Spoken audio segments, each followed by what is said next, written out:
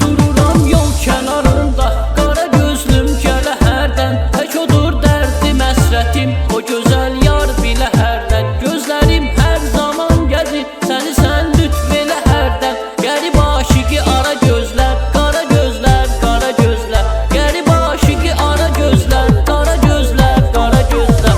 O qara qara gözlər, qara gözlər, qara gözlər. Yaraşırmış yara gözlər, qara gözlər, qara gözlər. O qara qara gözlər, qara gözlər, qara gözlər. Yaraşırmış yara gözlər, qara gözlər, qara gözlər.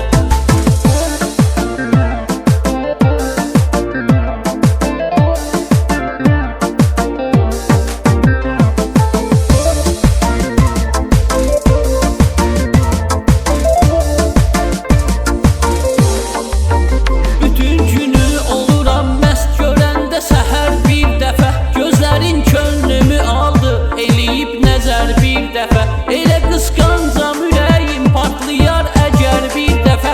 Baxarsa əğyara gözlər, qara gözlər, qara gözlər. Baxarsa əğyara gözlər, qara gözlər, qara gözlər.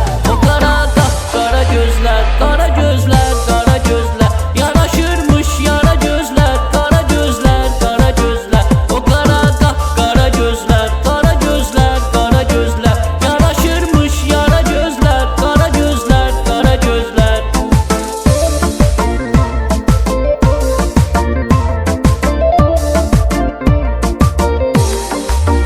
Mən ona ürəyimi verdim, o mənə ürəyini versin. Ya yaşatsın bu sevgini, ya bir dəfəlik bitirsin. Arzumdur girim ürəyinə, sevgisiyle məni görsün. Nəzər etsə hara gözlər, qara gözlər, qara gözlər. Nəzər etsə hara gözlər, qara gözlər, qara gözlər. O qara qara gözlər, qara gözlər, qara gözlər. Yaraşırmış yara gözlər, qara gözlər, qara gözlər. O qara qara gözlər, qara gözlər, qara gözlər. Yaraşırmış yara